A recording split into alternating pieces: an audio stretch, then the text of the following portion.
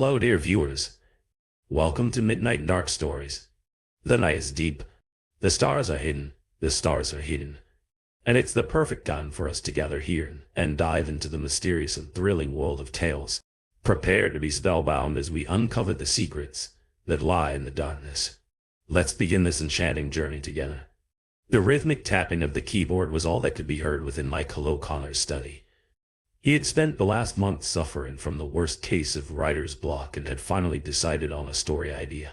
The words flowed freely from him, just like it had for so many years before his most recent drought.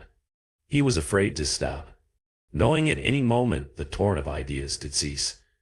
He powered through the night, cranking out chapters and downing cups of coffee to keep himself awake. By dawn, he had completed a rough draft of what he would hope to be his next novel and placed it carefully within the manila folder he would use to ship it to his publisher. Daily Claire. While having his morning coffee, Michael's cell phone rang. The caller had indicated it was his publisher. A smile grew large on his face as he eagerly pressed the button to answer and brought it to his ear. He sat listening to a review of what their focus group had come up with, none of which seemed enthusiastic. His upturned cheeks slowly drooped as he realized that none of them truly liked his idea. When the call had almost come to a finish, he assured them that he would address the issues that they had brought to his attention and have a revised addition to them within 2 weeks. This was his entire career, though, creating monsters and F-writes. He was sure he could do it. The next few nights were spent scanning his document.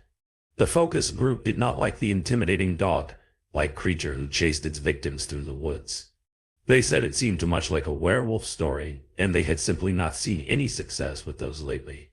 It had to be different, but still be his work, not just some fallacy to appease the masses. His mind searched for something terrifying that he had not already used in a story, something completely original. His web browser opened to a search engine and began researching folk tales and fables. He even perused old children's stories in an attempt to warp a beloved story into something dark and sinister. All seemed to blend for the type of work he was used to producing. By midnight, he had come up with no good ideas and decided rest would probably bring about something better. He had almost made his way to his bed when something out of the corner of his eye caught his attention. Michael's head turned quickly. His eyes shot open wide as he leapt back from what appeared to be a figure standing beside his closet. His hand instinctively landed on the light switch, flicking it on. The light had chased away the shadow cast by the suit that hung from the back of his closet door. He sighed and felt silly at the thought. A chuckle erupted from his tired face. His body was almost nestled comfortably under the covers when the idea struck him. Shadows. Michael was out of his bed and at his desk within seconds. The keys being pounded like a hammer, and from the darkness being filtered into view, long and lanky with thousands of eyes peering out from it. The body was as black as pigeon, no light could escape it. It drew in all around it as it slowly moved forward toward the bed. The needle-thin appendages stretched to unnatural lengths, grasping to the edges of the comforter and pulling itself toward Ashley. The young girl let out a blood-curdling scream that was soon squelched as the darkness enveloped her. Michael beamed at the final stroke of his keys, letting his hands rest on the back of his head as he stretched back in his desk chair. Then tapping at his chin, he began to think of a name. It had to be old and strike fear in anyone who heard it. It may even be something legitimate. He began another search over the internet. Michael first searched legends he had heard of but kept being directed back to shadow people instead, and was not the creature he had envisioned. When his initial search turned out to be fruitless, he began looking into translations from other languages. He searched words like darkness, demon, and shadows. After a few minutes of sifting through words and phrases that just did not seem to fit, they came to rest on the Gaelic word for shadow, S-C-A-O, Yel, and hovered over the pronunciation, S-K-W-L. He attempted to pronounce it himself and something felt right about it. He kept looking through a page full of words in that language. He settled on S-C-A-L Suila Am, Shadow Eyes Spirit. Michael dressed up his story, added in a few details that included his creation's name. He had grown so fond of it that he began repeating the name at random moments when he was alone. His voice even whispered it as it was placed neatly into its own packaging for shipping. The words came to him while handing it to the postal carrier, which must have made him look silly to the tiny round man collecting his mail, but Michael did not have a care in the world. He had written something truly horrifying, and he just knew it would be a hit with his publisher. So that night, he slid between the sheets of his comfortable bed. He said the words again, drawing them out to get the full pronunciation down. He wanted to make sure he had it right when his publisher asked, "Skw nam." The words coming like a chant between his smiling lips as he reached over for the lamp upon the nightstand. With a click the light was doused, allowing the night to encroach his tiny bedroom. Michael squirmed a bit and fluffed his pillow. Once he was comfortable, his eyes drifted shut and prepared to dream of the fame that would accompany his new work of art. Visions of book signings had already begun to dance in his mind before he was truly asleep, his smile growing wider by the second. His thoughts were suddenly disrupted by a very faint scratching noise. The noise was not loud, but constant, so much so that it became annoying after 5 minutes of trying to ignore it. Michael was up. The weary writer made his way through the halls and back down the stairs. He checked the doors and all the windows but found no trace of the source. The wind had not been blowing and no trees rustled about. When there was no obvious answer, he pulled open his front door and searched the immediate area. He was sure that it had to be some kind of dog or cat that was pawing at his house, but he found no trace of one. Michael walked back inside, closed the door, and locked it behind him. He immediately noticed how quiet the house now was. Not a single sign of the scratching. He simply shrugged and assumed that whatever had caused it was no gone and made his way back to bed. Within a few days his publisher gave him another call, and this time they loved his idea. They were impressed to see a creature unlike anything they had been previously introduced to, and the idea of having something watching you from every single shadow was horribly fantastic. As they put it, they wanted a final product ready for publishing within 3 months, and though this was a tight deadline for Michael, he was happy to have it. He set to work on dressing up the details, making it more theatric, and really giving a life to this creature. All the while, he would sit in his chair, typing and calling out to his newest creation, "Ska il suila nam." The scratching grew louder and more frequent. It had become bothersome and kept him up all hours. When he finally took a break from his writing to get some sleep, he found himself digging through his trash cans, searching the crawl space beneath his home, and even the attic. Michael was positive that some sort of creature was scurrying about somewhere within his walls and making that awful noise, but he could not find evidence.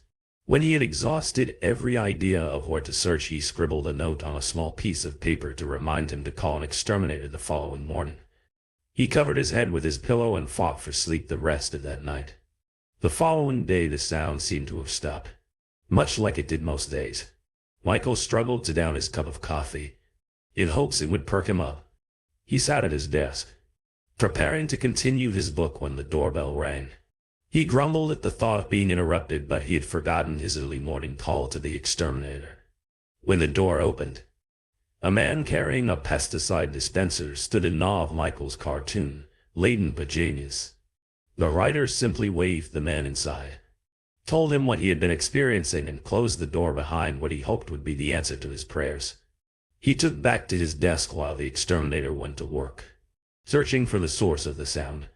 A couple of hours later, and to chapters in, the exterminator returned.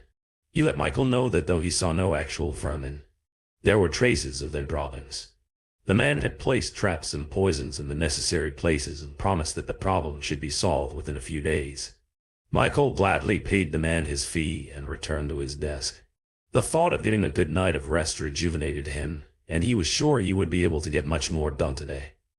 His fingers set to typing, and when he was almost ready to strike the enter key to move to the next sentence, he heard it again. Slow, deliberate scratching, and it was far louder than it had ever been. Michael rushed to finish the chapter he was working on, the sound constantly ringing in his ears. His fingers typed like mad trying to get this one bit finished, but the noise was just too much. He soon saved his work and rushed upstairs. He quickly tossed on some clothes and made his way outside. The scratching had become unbearable, and he needed to just get away from it for a while. He packed up his laptop and drove to the local library. Michael was sure to get some peace and quiet there amongst the stacks. Or so he thought. The glow of the screen lit Michael's face between the large walls of books. He had found a dark, secluded corner, as to not be disturbed. His fingers began working again, coming up with background stories and small intricacies to make this monster real. Michael delighted in the thought of this being an ancient spirit that came for people in the dark, watching over them through each dark shade that had been created by shadow. It would watch and wait, taking care to be silent and still. It would stalk them for days on end, finding tiny ways to make itself known without truly showing itself. It would slowly draw out the fear in each victim until it was done toying with them. Once his appetite had been satiated, it would come to claim the final reward. The final scene of his book detailed a screaming teenage girl being dragged by a figureless form, covered in staring eyes, down deep into a darkness that no one else did apparently see. Michael hit save, grabbed his laptop, and began to make his way down from the stacks. The daylight had long since left his tiny town since he had lost track of time. It was easy for him to get lost in a good story, and now the moon was all that passed through the library windows. When he checked his watch, it was minutes until close, and was surprised the attendant had not warned him. As he passed into the stairwell, the large bay window behind him allowed the moonlight to cast a glow upon his form. The dark silhouette of his body was painted on the wall before him.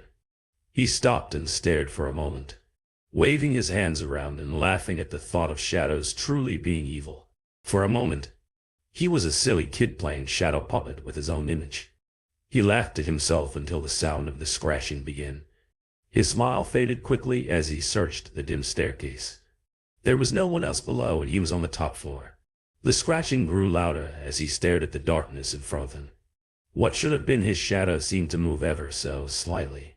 Michael rubbed at his eyes. Surely a trick his mind was playing on him. He had not had adequate rest and had spent the last few hours in the dark room staring at the bright screen of his laptop. That's when the noise grew loudest, and for once Michael realized it was not scratching, but peeling, almost as if parting through a wall. Thin needle-like protrusions jutted from what should have been a mock-up of Michael's body upon the stairwell. They seeped out like worms from dirt and peeled back the fade of the man's dark image. Soon, it no longer resembled Michael at all, but something he had yet to describe to the world. When he thought his horror had been complete, a wet smacking echoed throughout the space as thousands of eyes opened at once and stared at the quivering writer. Before he could truly comprehend the scene before him, Michael had rushed down the steps and leapt over the banister to keep from drawing any closer to the beam. His feet made quick work of the 2 floors he needed to traverse, and he found himself in the parking lot within minutes. He stood amidst the night, staring up at the window of the top floor, his heart pounding in his chest. He knew what he had seen could not possibly be real, that it must be a stress-induced hallucination. Michael's fingers tightened around his laptop, still shaking at the image that imprinted within his mind.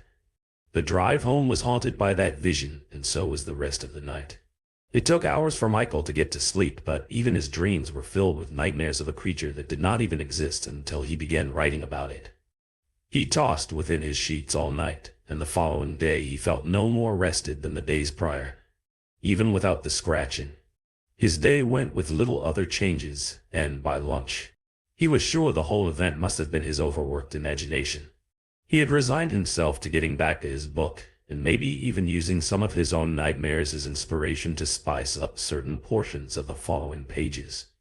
Again, Michael took his place at his desk and began typing. When he had completed the final chapter, Michael's fingers flipped through the freshly printed pages. He had always enjoyed the smell of ink and drew in a deep whiff.